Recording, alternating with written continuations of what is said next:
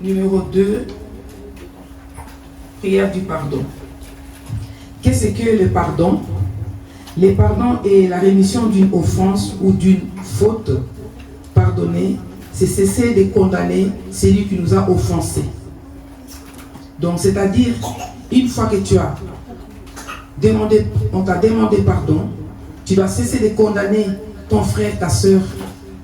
Tu dois tourner la page et oublier. Pardonner, c'est purifier. C'est effacer la faute de la personne et la rendre innocente, comme si elle n'avait jamais commis des torts. C'est-à-dire, une fois que la personne te demande pardon, cette personne devant toi devient innocente. Cette personne devant toi, c'est comme si cette personne n'a plus tort devant toi. Nous allons aller dans le livre de Romains 8, 1. Si quelqu'un trouve, peut lire au nom de Jésus. C'est pas ta vue. C'est ta vue? 8, 1. Romains 8, 1.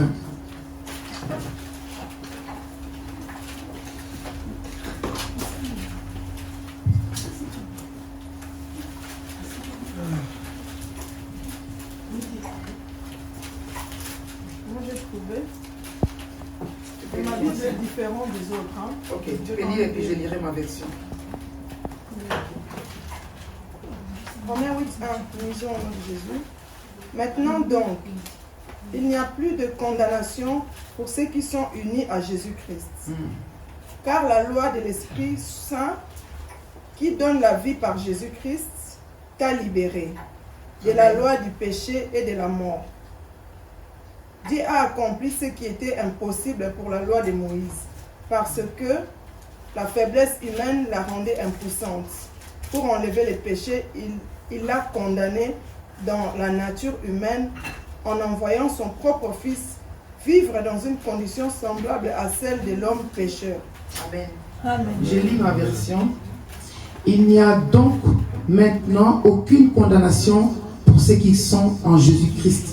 Donc, c'est-à-dire ici, mon frère, ma soeur, la Bible nous montre clairement qu'une fois que ton frère, ta soeur t'a demandé pardon, tu ne dois plus revenir sur l'histoire, tu ne dois plus revenir sur ce que la personne t'a fait, tu dois oublier. Pourquoi? Parce que tu es une chrétienne. Une chrétienne doit suivre ce que les Écritures lui disent. Je continue. Savoir pardonner et oublier. Donc, c'est-à-dire, une fois que la personne te demande pardon, mon frère, ma soeur, tu dois oublier l'histoire, tu dois oublier les problèmes, parce que tu es l'enfant de Dieu. Savoir pardonner immédiatement.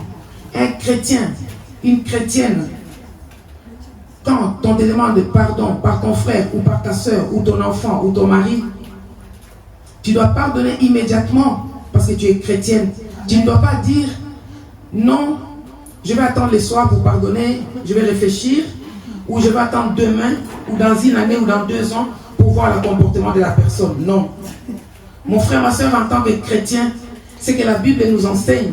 Nous devons pardonner notre frère, notre soeur immédiatement. Nous continuons. Savoir pardonner continuellement.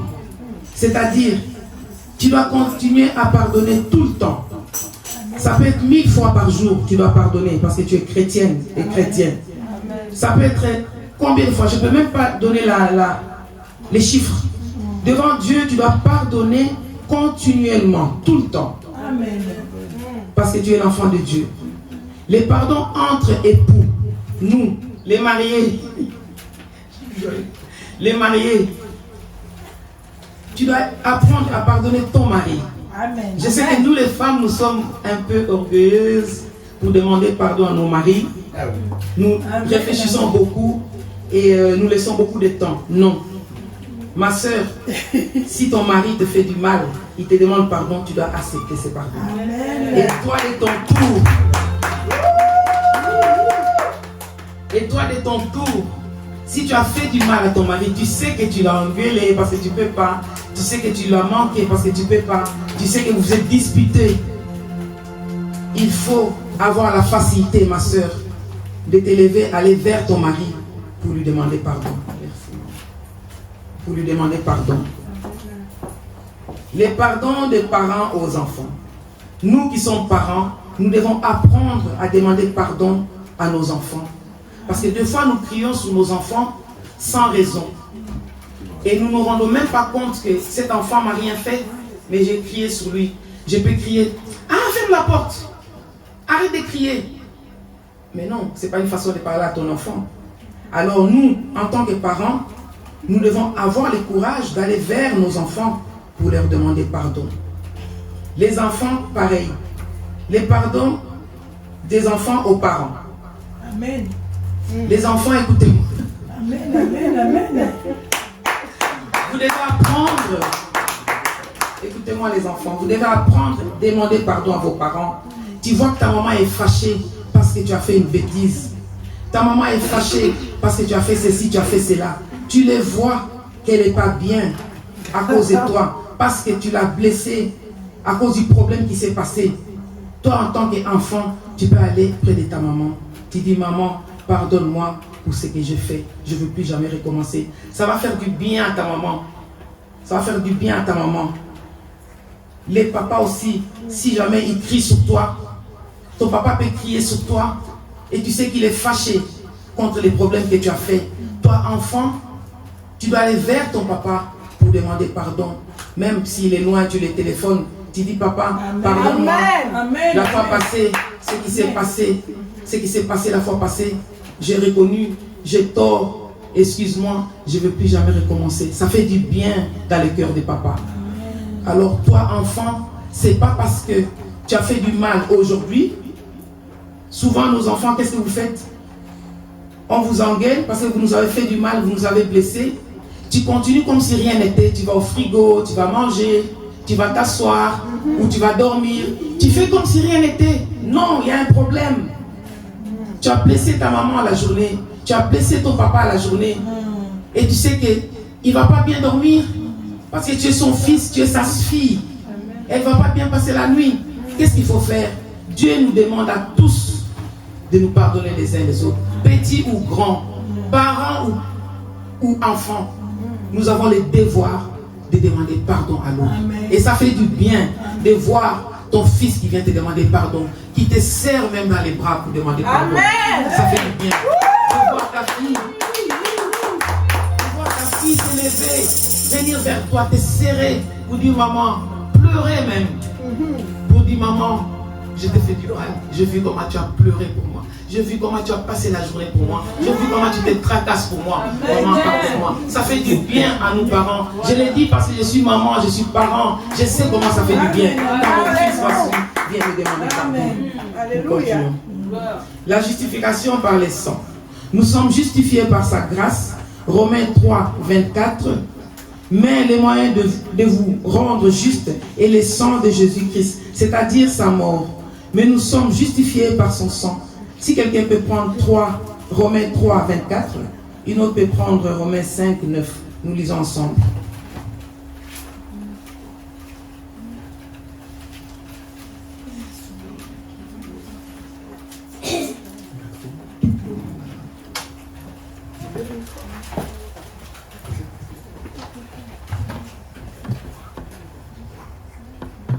Et ils sont gratuitement justifiés par sa grâce, par le moyen de sa rédemption, qui est en Jésus-Christ. C'est lui que Dieu a destiné à être par son sang, pour ceux qui croiraient, sa victime propitiatoire, afin de montrer sa justice, parce qu'il avait laissé impunis les péchés commis auparavant au temps de sa patience. Merci, acclamons pour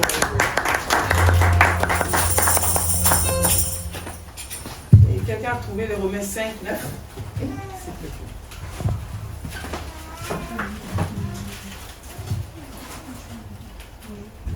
À plus forte raison, donc, maintenant que nous sommes justifiés par son sang, serons-nous sauvés par lui de la colère. Car si, lorsque nous étions ennemis, nous avons été réconciliés avec Dieu par la mort de son Fils, à plus forte raison étant réconciliés, serons-nous sauvés par sa vie. Et non seulement cela, mais encore nous glorifions en Dieu par notre Seigneur Jésus-Christ, par qui maintenant nous avons obtenu la réconciliation. Amen. Mon frère, ma soeur, tout ceci nous explique clairement que notre Dieu, il est mort pour nous sur la croix. Il est mort pour nous sur la croix et il efface tous nos... Par son sang, tous nos péchés ont été effacés et tous nos péchés, nous avons été justifiés sur la croix. Donc, mon frère, ma soeur, je t'invite de demander pardon à ton prochain afin que tu puisses être justifié et devant ton Dieu, que tu puisses être propre. Amen. Nous passons au numéro 4, les pardons, introduction.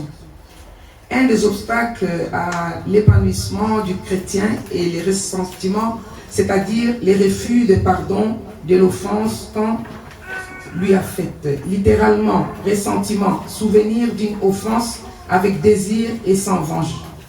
En refusant de pardonner à son prochain, le chrétien se détruit lui-même. C'est-à-dire, mon frère, ma soeur, quand tu refuses à pardonner ton frère, ta soeur, tu te détruis toi-même. Tu peux te détruire spirituellement, tu peux te détruire moralement, tu peux te détruire physiquement. Comment? Spirituellement. Les péchés et les refus de pardonner lui cachent la face devant Dieu, car les chrétiens détruisent ainsi les ponts qui les lient à Dieu. C'est-à-dire, quand tu refuses de pardonner ton prochain, Dieu cache sa face. Tes prières ne sont pas exaucées. Tes prières ne sont pas acceptées. Pourquoi? Parce que tu dois d'abord demander pardon à ton prochain avant de venir demander quelque chose à ton Dieu. Et notre Dieu nous le demande. Moralement, les souvenirs des anciennes blessures ressenties par suite de l'offense reçue les font souffrir, les poussent à cultiver la haine et faire du mal. C'est-à-dire, quand tu ne demandes pas pardon à ton prochain, sache-le que tu as des blessures dans ton cœur, tu vas en souffrir moralement. Tu auras la haine toi-même en toi. Tu vas cultiver des choses qui sont mal en toi. Pourquoi? Parce que tu n'es pas libéré. C'est pour cela que notre Dieu nous demande de nous pardonner les uns les autres, pour pas que nous puissions souffrir avec toutes ces souffrances. Tu peux souffrir aussi physiquement, c'est-à-dire la souffrance morale débouche sur les réactions psychosomatiques, gastrite, hypertension, insomnie. Toutes ces maladies peuvent s'attacher à toi. Pourquoi? Parce que tu caches quelque chose, tu as le cœur qui est très noué, tu n'arrives pas à libérer ton cœur, à libérer ta vie, et tu commences à souffrir, à avoir des insomnies. C'est pour cela que notre Dieu nous demande de demander pardon, car ce pardon va nous libérer spirituellement, moralement et physiquement. Amen. Mon frère, ma soeur, il faut demander pardon et à ton prochain. Le pardon est la clé de notre relation avec Dieu et de nos rapports avec autrui. Continuer à garder rancune, ressentiment qu'on garde d'une offense équivaut à rendre le mal pour le mal. Mon frère, ma soeur, les pardons, quand tu demandes pardon à ton prochain, sache-le que c'est la clé entre toi et ton Dieu. Amen. Quand tu demandes pardon à ton prochain, sache-le que tout le mal disparaît, ton Dieu acceptera ta prière. C'est une clé pour nous les chrétiens. Nous devons apprendre à demander pardon les uns les autres. Alléluia. Nous continuons la définition. Le pardon est la rémission d'une offense, d'une faute. Pardonner, c'est cesser de condamner celui qui nous a offensés. C'est-à-dire, mon frère, ma soeur, ça nous arrive. Tu as pardonné ta soeur, ton frère, par la bouche, oralement, verbalement, mais dans ton cœur, tu as encore rancune. Dans ton cœur, tu l'as encore fermé. Dans ton cœur, quand tu la vois dans la rue, tu peux passer de l'autre côté. Ça, c'est pas le pardon. Parce que tu l'as dit par la bouche, mais tu gardes encore les problèmes dans ton cœur. Pour un chrétien, ce n'est pas bien. Ici, notre Dieu nous demande, quand nous pardonnons, nous devons cesser de condamner l'autre. Dire que oui, je t'ai pardonné, mais j'attends encore un peu. Ou je t'ai pardonné, mais je sais qu'il y a des problèmes qui sont très graves à pardonner, très lourds. je peux dire. Mais devant Dieu, il n'y a pas de petits problèmes et de grands problèmes. Tout problème est pareil. Donc, nous devons avoir le courage de pardonner. Ça peut arriver que tu n'arrives pas à oublier ces problèmes. Tu ne peux pas pardonner parce que la personne t'a poignardé derrière le dos. Tu dis non, je ne peux pas la pardonner comme ça. Mon frère, ma soeur, là maintenant tu vas te pencher vers la prière. Tu vas te pencher vers la prière, prier, demander à ton Dieu que Dieu puisse renouer ton cœur, que Dieu puisse donner la paix dans ton cœur, que Dieu puisse donner l'amour dans ton cœur pour que tu puisses pardonner cette personne qui t'a fait du mal.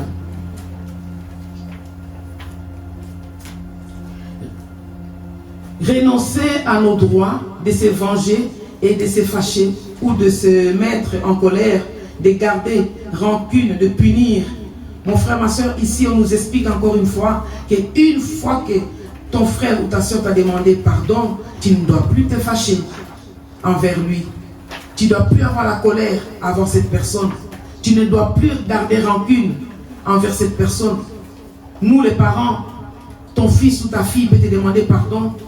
Après tu continues à les punir. Non, maman, papa ou grand frère, si ton frère t'a demandé pardon, ou ton petit frère ou ta petite sœur t'a demandé pardon, ou nous, parents, notre enfant nous a demandé pardon, nous ne devons pas continuer à les punir. Non, non, non. Il nous a déjà demandé pardon, c'est fini. On tourne la page. On ne revient plus sur cette histoire. Amen.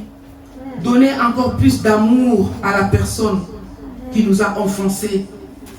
Du latin, donner veut dire perdonare en latin. Donner encore plus.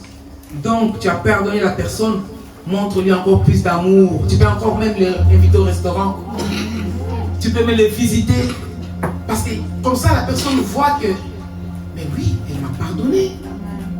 Elle aura même la culpabilité. Elle dit, mais je l'avais fait ça, je l'avais fait ça, je l'avais fait ça. Mais attends, elle me montre tant d'amour. Et toi, tu gagnes, mon frère, ma soeur, devant Dieu. C'est très important en tant que chrétien.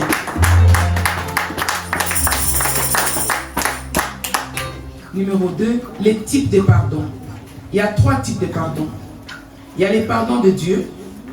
Il y a les pardons que nous accordons à autrui. Il y a les pardons que les prochains nous accordent. Il est gratuit et éternel. Ouh là là, c'est un beau verset ça. Chez Dieu, le pardon, il est gratuit. Amen. Il est amour, notre Dieu. Comment ne pas l'adorer? Dieu nous pardonne à toutes choses. Alors, mon frère, ma soeur, je t'invite d'être ami de Dieu et de pardonner à ton frère et à ta soeur à tout moment. Car ton Dieu, il est amour, il te pardonne tout le temps et à toutes choses. Les pardons que nous accordons à autrui, il doit être continuel et sans condition. Voilà. Tu pardonnes à ton frère, il n'y a pas de conditions. Tu pardonnes à ta soeur, il n'y a pas de conditions. Il ne faut pas dire, je te pardonne, mais... Non. Tu l'as pardonné, c'est tout. On ne revient plus sur cette histoire. On ne recommence plus sur cette histoire. On ne raconte plus cette histoire. Parce que nous sommes des chrétiens nés de nouveau. Nous devons suivre ce que notre Dieu nous demande dans sa Bible. Nous devons suivre ce que Dieu nous demande dans sa parole. De pardonner et de ne plus recommencer et de ne plus raconter cette histoire, d'oublier. Les pardons que les prochains nous accordent, ces pardons que nous libèrent, ces pardons nous libèrent en prochain. Donc, c'est-à-dire qu'une fois que tu as accordé ces pardons devant ton Dieu, tu es libéré. Une fois que cette personne t'a accordé les pardons, sache-le que tu es libre devant ton Dieu. Tu es libre quand tu fais ta prière. Parce que ton Dieu exaucera ta prière. Ton Dieu acceptera ce que tu lui demandes. C'est pour cela, quand nous prions, il y a un moment, nous devons demander pardon. Tu cites les pardons devant ton Dieu. Seigneur, pardonne-moi parce que je fais ceci. Parce qu'il y a des gens qui prient sans citer ce qu'ils ont fait du mal. Si ça te revient dans la tête, c'est très important de citer. C'est un problème entre toi et ton Dieu. Personne ne va écouter ce que tu racontes à ton Dieu. Amen. Tu peux dire à ton Dieu, être clair. Seigneur, je volais aujourd'hui, pardonne-moi. J'ai menti aujourd'hui à ma fille, j'ai menti à mon fils, j'ai menti à mon mari, pardonne-moi. Tu peux citer tout ce que tu es en train de faire du mal devant ton Dieu quand tu pries. Et tu seras libéré, mon frère, ma soeur. Notre Dieu, il est merveilleux. Il nous demande simplement de demander pardon entre nous les uns les autres et de ne plus recommencer, de ne plus retourner à l'histoire et nous serons libérés. Amen. Amen. Je m'arrête ici, que Dieu vous bénisse.